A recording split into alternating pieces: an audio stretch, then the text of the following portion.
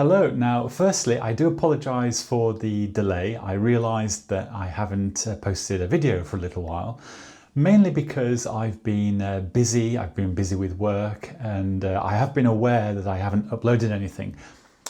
And what I wanted to do was think about this year, the content that I would like to produce, and things like that. Anyway, today I have eventually got my hands on something that I think is really cool. And in a previous video, I had mentioned my desire for the G-Shock Frogman bracelet for the titanium frog that I have already.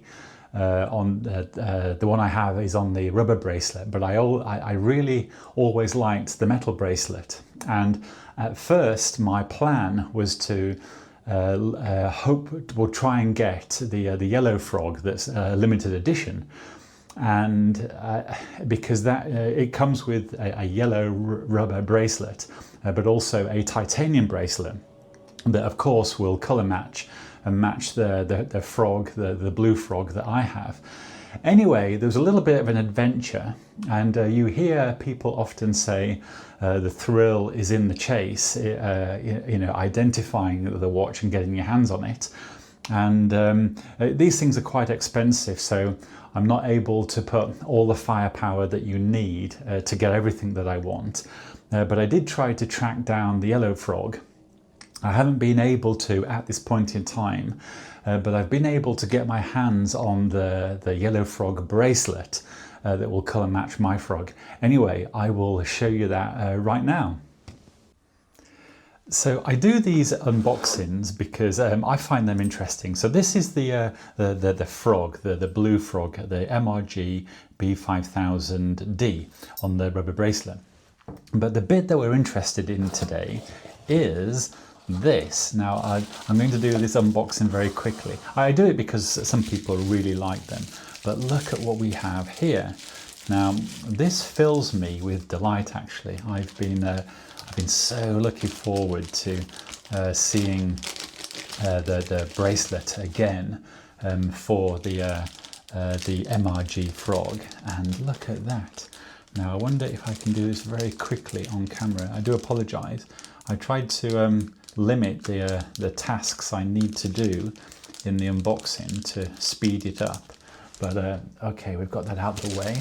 So let's and I haven't seen this, it's the first time that I've seen this, so look at that.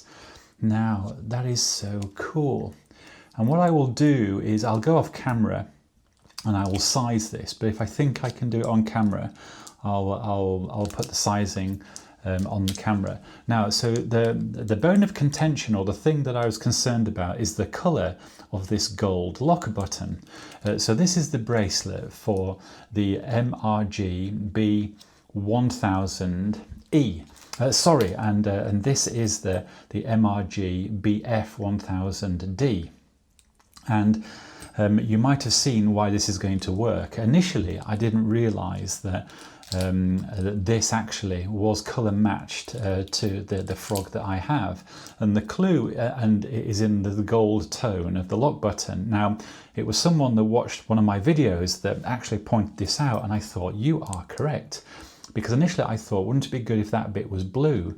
But then he pointed out that it actually colour matches the MRG gold detailing on the dial. Now if I zoom in there, you can see the gold tone of the MRG there. It matches the gold tone of MRG on this buckle, and isn't that cool? So of course this is going to work rather nicely. Now I know that, you know, this is a bit geeky, but this is what, you know, we watch geeks are all about. And you know, this is why it's interesting and makes it, you know, a nice hobby. But okay, so I need to take these stickers off, and I think I will do it off camera, so I shall do that very quickly right now. Now let me show you where I have got to. I'm going to put that out the way. Let's move this and bring this into the camera view, because what I will try and do is let's move the frog, is I'm going to try and do this on camera, but the second it's going to be a little bit laborious. I think I will zoom away, but let me put that there. It's a little difficult on camera, but this is the little device that I'm going to use to remove the pins. G-Shock's MRG pieces. MRG is their premium line, and I think in all of the MRG watches that Casio produces, that G-Shock produces, they use the pin and collar system, which I suppose one of the advantages is that it makes the tolerances, perhaps they can achieve tighter tolerances, so the links move less. I've got to say though that because this is titanium, it feels so, it's very light, but the engineering of it feels very premium. I mean, everything fits so well. Let me, in fact, I'll zoom out, that might be better. Everything, you know, in the hand, you know, it feels so quality. And you can see here that there are some arrows that indicate the direction that the pins need to be pushed out. So I'm going to do that now. Also, I can hear someone calling me, so I'm going to have to go and attend to that. I will do that now, and I might grab lunch and then I'll come back. But on the video, it'll appear just like that. I shall be back in a moment. Actually, very quickly, a little bit of a cheat. This is a GMW-B5000. It's the gold bracelet for the TFG, and I think that is sized correctly for my 7-inch wrist. So you can see that that skin tight there. But when the watch head is put on, it'll give about between 5 and 10 millimeters of space. So I know that that's roughly the right size for my wrist. So to gauge how many links need to come out of here, I'm simply putting it against. And we can see here that clearly, if I was to remove 1, 2, 3, 4 links, that will, so straight away I can tell that I can probably remove 4 links from this bracelet, and it will bring this to roughly the same length as that. So I imagine that these bracelets were very long, and so removing 4 links is not going to be a problem, but I shall do that right now. Hello again, and I've just had a quick lunch, and apparently I look a damned mess. My hair is a disaster, and that's because I haven't been for a run yet or had a shower or anything, so I do apologise for the beginning of the video. Okay, now let's get back to the bracelet. So I was showing you how I'm roughly calculating how to get the right length for this, and I'm using a bracelet that's already sized for my wrist that fits on the full metal square body. So I'm going to take about 4 links out of that, and this is the little device that I use for that, and I can tell that it's going to be tricky on camera. So if you give me a moment, I'll come back and I will have this done. So it has been very fiddly to take these pins and collars out, and if I just zoom out a little, and I ended up using this part of the of this pin remover to actually, with my own hands, push it through. And you can see there that we have a couple of the collars, and they're very small, finely engineered things, and they fit either side of, I think they fit this side, so when I attempt to put it back, I'm pushing the pin back into the collar against the link here. So I shall do that, but I just wanted to show you that it is quite fiddly, and I would be very careful taking these bracelets apart, because I can see how you can lose these pins very easily, and it is very, very fiddly. And I actually started off by using my hand and pushing the pins through with a standard spring bar remover, and that worked really well. So these are the two things that I've actually ended up using, and my bare hands actually to take the pins out, and so far it's going well. But I thought I'd quickly show you how fiddly it can be. So very quickly, this is where I've got to, and you can see that I've got the 4 links out, and this is roughly the correct size. Although it's looking like it might be a little large, and because the actual watch head is going to be larger than the squares, in theory this is going to be a little on the loose side. Now, you would normally be able to deal with that with some adjustable screws, but because this has a locking mechanism, I might not have them. But what I will do is, hold on, I'll just move the camera. Now, normally you have the adjusting screws, but because this is a dive strap, the actual dive extension mechanism is inside there, and I can probably show you that by opening it now. Hold on. There we go. And it does feel, the tolerances again feel perfect. So there's the dive extension, and that's taking up the room of the where the extended links would normally be. So I'm going to have to think how what I do there. But saying that, this is, you know, it's sort of very pleasurable as well. Is this going to fit? Now, I can put the gold one out of the way. Let me put that there. And let's bring this frog back. So this bracelet is going to go here. Let me zoom in. There we go.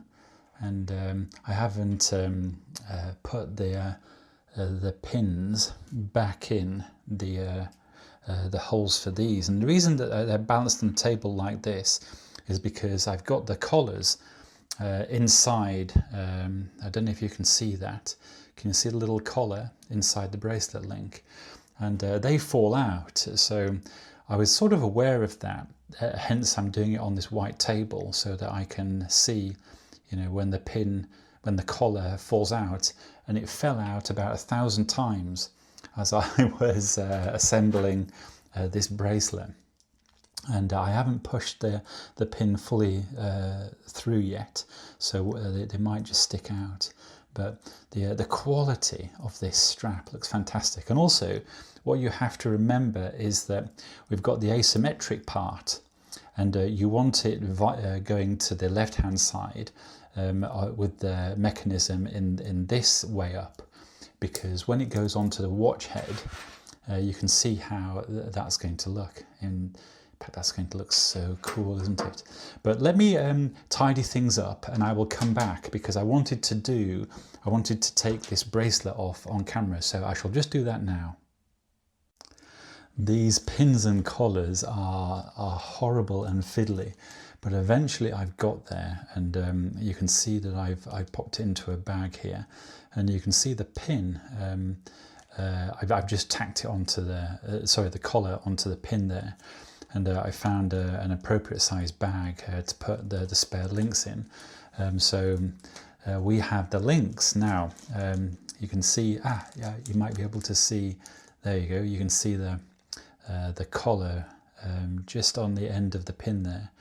And anyway, very fiddly, and make sure that you're on a table surface if you're doing it yourself, or get someone else to do it. But these are very fiddly, I have to say that. But when it's done, and it's very cool. So let's get back to fitting this bracelet. Now, I've never done this before, and I did want to do it on camera. Because I thought it would be interesting. So let me put that there, and let's take the frog. Now, in theory, all I have to do is press this release button here and then remove the pin. Now I've got my Omega date selector, and I thought this is going to be perfect for me to take out the pin of the rubber bracelet there. And can I see it? I don't have my glasses, so seeing these things is a little more challenging than you realise, but in theory I should be able to press that down. I need to get my glasses, hold on. I've got them here, and so I'm going to hold it there, and let's see if I can do it. There's a pin there that simply needs to be depressed, and so that's all I'm expecting to do, and this should be fine for the job, he says, but it's like a rubbery material, so I'm thinking that might not be. I might need to use no, there it is. It's come out, perfect. Oh yes, there we go. Right, so it doesn't need that much pressure. I was thinking it shouldn't need that much pressure. Being MRG quality, the tolerances are probably perfect. So, that should come out rather nicely. But let me try this side, and I'm trying to do it so that it on camera. Hold on. Yes, there we go.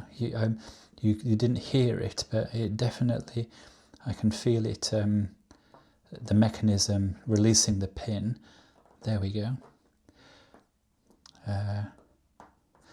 I'm being careful because it's the first time I've ever done that, actually. And what we have now is this fabulous watch head.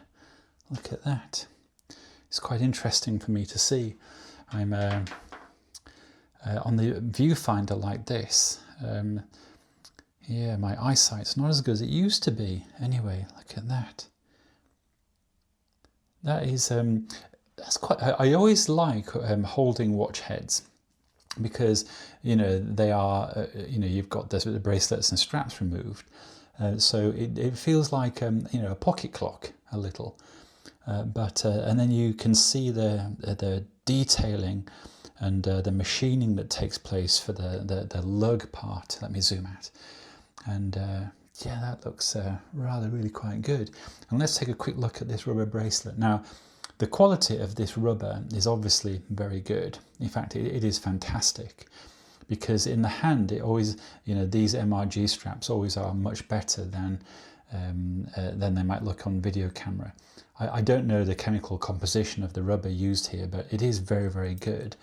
But this is the MRG, the black frog rubber bracelet, and I imagine, in fact, let me remove this cloth, because it's probably, I might need it though to put, yes I will, I'll need it to put this on, but let me put that there like that, so that you can see that. These are the pins that go in to the lug system here. And yeah, when I push that in, that thing there needs to be depressed, I imagine, so that the pin can go in. And so that's absolutely fine. Yes, you do need to press that down, I imagine, unless it's spring-loaded. No, it's spring-loaded. I imagine I just push it and the spring-loaded pin will actually accept this. And then you can see that it uses that notch to center itself. So I suppose let's get to this very exciting bit. I can put that there. In fact, let me put that there, and let's offer up this. Oh, I thought I got it the wrong way around then, but I haven't. Let's offer up this. This is going to look very cool, isn't it? It's going to look very cool. Okay, let me just do it. Right. So here we go. So that simply goes there. I put the pin in this side. I push it in, and I believe that is spring loaded. Oh, it is, and it has gone in just like that. Wow. Wow, wow, wow. Okay, let's do the other side. I knew this was going to be good. This is thrilling, actually, for a watch enthusiast and someone who's into these MRG pieces. This is absolutely thrilling. Right, let me... Oh, there we go. It is on. Now, I haven't put it on my wrist yet, but let's just look at that. I can move the green rag right now. Look at this. Isn't that cool? Now, let's see. Let's see if it fits. Oh my goodness. It's a little loose, but I am going to tell you that I'm thrilled with that. Look at that. It's like a new watch.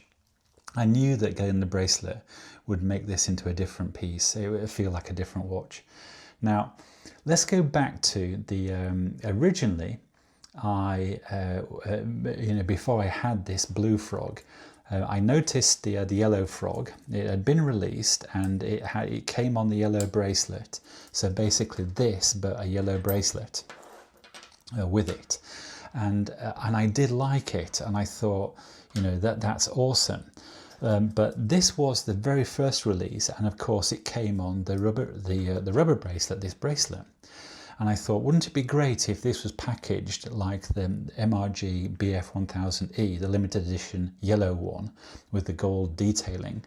Wouldn't that be cool? But then I thought at that point in time, hold on, I prefer the blue detail and rubber bracelet anyway. But like always, being a stupid watch collector, your opinion changes after time when you spend time with something, and you know, you keep looking at these things, and for some reason, without you fully understanding it, your opinion changes. And then I thought, wouldn't it be so good if I had the yellow frog as well, so I could put the yellow frog's bracelet on the BF1000D head, this watch. Basically, wouldn't it be great if I had both watches so that I could have this configuration? But then I thought, this does seem ridiculous because these are expensive things, and why didn't I get the yellow one when I had the chance? Instead, I opted for this blue one. I wanted this on the rubber bracelet. But then I thought, I like the rubber bracelet, but I don't like it as much as I like the metal bracelet. So I really want the metal bracelet. And then, of course, I remembered, yes, you know, you can obtain the bracelets independently. But at first I was expecting this piece here to be, it would be ideal if that was blue, matching the blue detailing of the watch. But then someone commented on one of my videos, but the gold on the MRG matches the gold of the lock button. And I thought, you are correct. And that looks absolutely fantastic. Doesn't that look good? I am thrilled. Do you know, I haven't seen this with my eyes because I'm looking through this viewfinder. I can't wait to look at this further. But anyway, there we go. There is. Let me zoom in because that might be good. There is the blue frog on the bracelet, and isn't it so cool? I mean, that really is so very cool. I suppose I should put it like this to center everything. Look at that. Isn't that cool? Anyway, I will say ciao for now. I will come back soon. And again, I apologize for my lack of videos. I've just been so busy. But there are many things I want to talk about, but I do have to go now. I do hope everyone is well, and speak again very soon.